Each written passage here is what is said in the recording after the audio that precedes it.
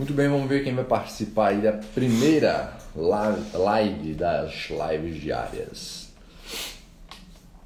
Vamos ver quem vai entrar, para a gente ter então um feedback.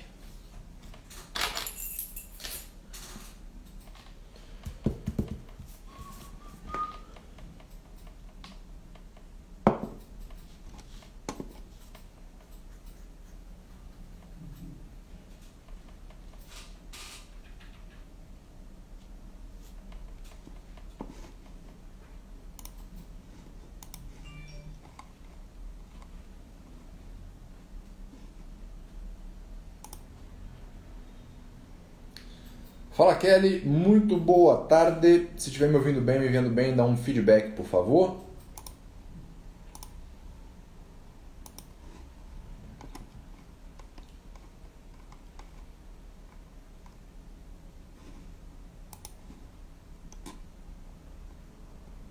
Só para eu saber como é que está a qualidade da transmissão.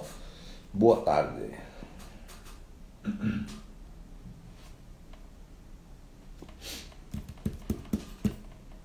Bom, Rita Eduardo Costa entrou, seja muito bem-vindo, boa tarde.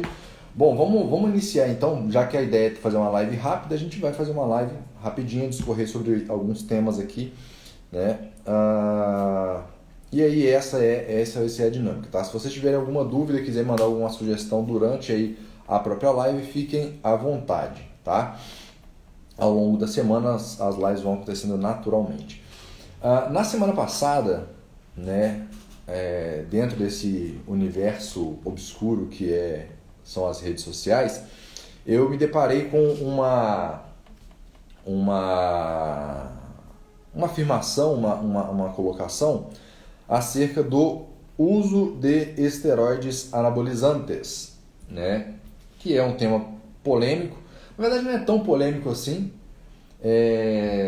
só que é um tema muito delicado e as pessoas não querem tratar isso, não querem falar a respeito sem que haja uma prescrição médica, né?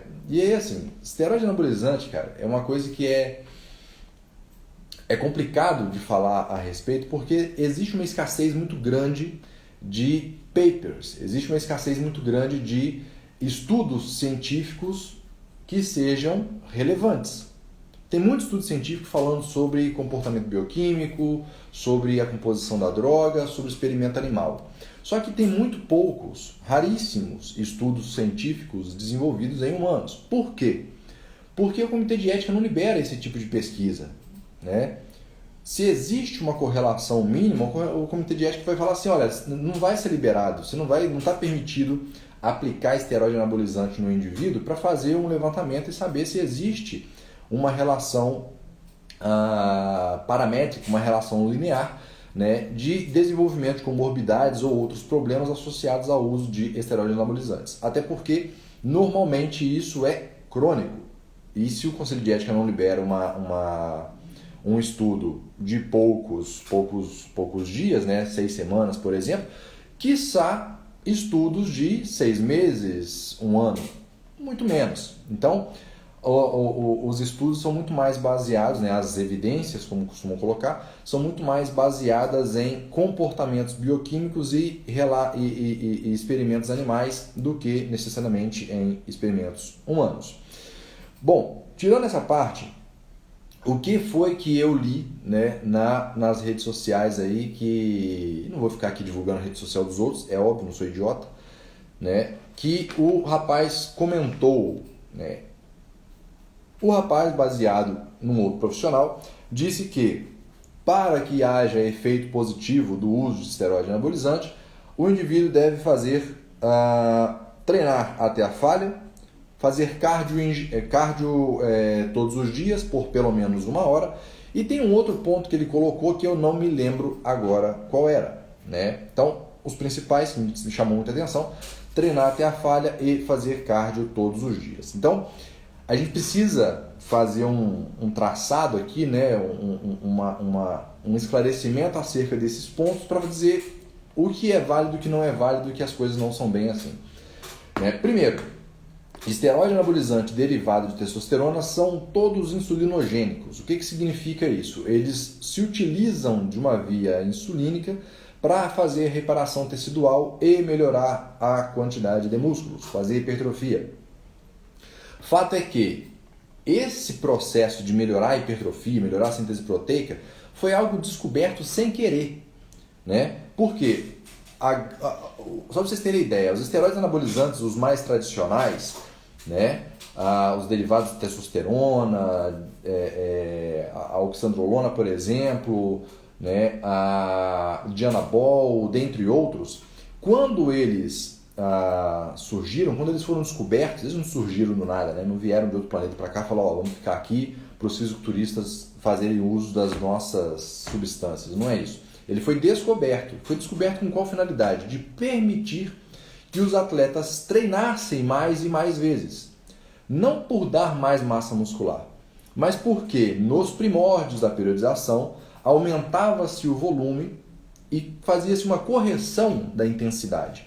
Ao fazer essa correção da intensidade, aumentava-se ainda mais o volume. Chegava um ponto que o volume ficava insustentável. E como que você continua progredindo com o treinamento se o volume está insustentável? Ou seja, se o seu atleta ainda não se recuperou por completo. Dá uma substânciazinha para ele. Ele se recupera mais rápido, mesmo com volumes muito grandes, e consegue realizar uma nova sessão de treino.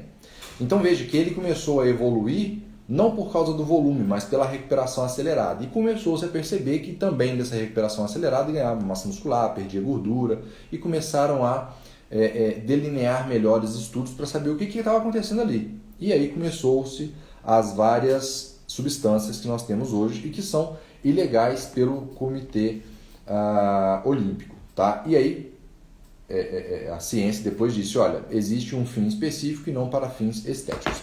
Não vamos falar especificamente a respeito disso agora. Do ponto de vista bioquímico, o que a gente precisa pensar a respeito do esteroide anabolizante? Como eu disse ali, ele atua via de regra numa via insulinogênica. Qual via de trabalho? Quando eu falo trabalho, não estou falando de você sentar e digitar e fazer o seu trabalho CLT ou PJ, não. É trabalho físico, musculação. Qual trabalho que desencadeia uma via insulinogênica? Aí você fala, não, esse eu lembro é a via mTOR. É a via hipertrófica, a via de sinalização hipertrófica mTOR. Dentre as possíveis vias hipertróficas, ela realmente tem uma sinalização insulinogênica muito grande, né? Ou seja, faz-se o dano tecidual ali, rompe-se uma certa quantidade de fibras, causa dano no tecido muscular, tecido contrátil, e aí desencadeia, né, uma via do IGF-1, por exemplo. Desencadeia IGF-1, que é fator de crescimento semelhante à insulina. É isso mesmo, fator de crescimento semelhante à insulina, e começa todo o processo bioquímico para reparação tecidual. Então a gente começa a perceber que para que haja um concílio entre o uso de esteroide e o trabalho muscular, eu terei possivelmente melhores resultados nesta via. Tá? Nesta via. Quando a gente fala de falha muscular, a gente não está se referindo necessariamente a repetições baixas. Até porque as repetições baixas elas provocam um desgaste neural, um desgaste central muito maior. Enquanto a falha propriamente dito, que se atinge ali com 12, 10 repetições, ela é muito mais atingida por uma via metabólica. Ou seja, você falha por falta de substrato e causa um desgaste central. Então, você pode colher resultados com o uso de esteroide anabolizante, não estou falando para ninguém usar, tá? Usa quem quiser e principalmente se tiver recomendação médica. Agora, você pode colher resultados indo até a falha ou sem ir até a falha, desde que seja uma via que tenha uma comunicação ideal com este tipo de substância. Esse é o primeiro ponto. Então, você não precisa ir necessariamente até a falha para ter resultados. Até porque tem estudos que mostram indivíduos que fizeram uso de esteroide anabolizante sem sequer ter feito trabalho na musculação e tiveram resultados ainda assim. Aí é outro papo, é outra coisa para a gente discutir futuramente. Com relação ao cardio todos os dias em jejum, em jejum não. Por que recomenda-se cardio todos os dias? Porque sendo esta uma via insulinogênica, eu preciso ter um bom funcionamento da insulina, para mobilizar estoques de glicogênio, né, de glicose para dentro do músculo no formato de glicogênio, permitindo a reparação dos estoques de energia, permitindo também a reparação tecidual. Só que o cardio tradicional, que a maior parte das pessoas fazem nas academias, ele não beneficia diretamente, imediatamente, a regulagem da resistência à insulina. Quem faz isso muito bem é o treinamento intervalado, principalmente de alta intensidade. De alta intensidade não quer dizer intensidades máximas, quer dizer alta. 95, 85% do VO2 máximo. Então, antes de pensar em fazer cardio todos os dias, vou passear com meu cachorro em jejum, né, para fazer meu cardio, porque me disseram que é assim que funciona.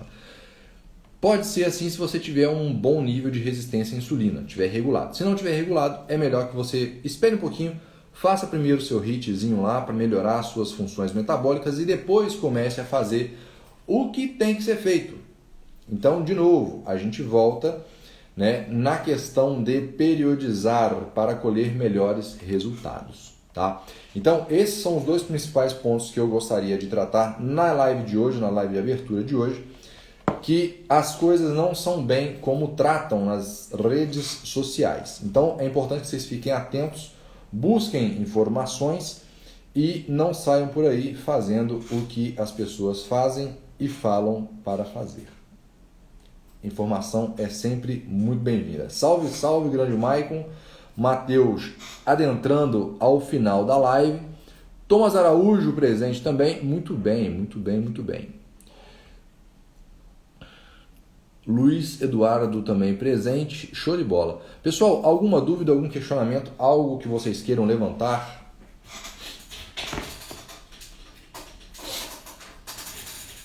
Rovani Muniz acabou de entrar, seja bem-vindo. Falávamos agora há pouco sobre esteroides anabolizantes e condições de uso, né? Para quem chegou agora e não sabe como funciona a dinâmica das lives diárias, serão lives curtas de no máximo 30 minutos, tá? E ficarão salvas não aqui no Instagram, mas lá no meu canal do YouTube. O link para acessar o meu canal no YouTube está disponível na minha bio. Então, basta clicar lá, ativar o sininho, se inscrever e aproveitar. Beleza? A gente se vê amanhã. Tchau!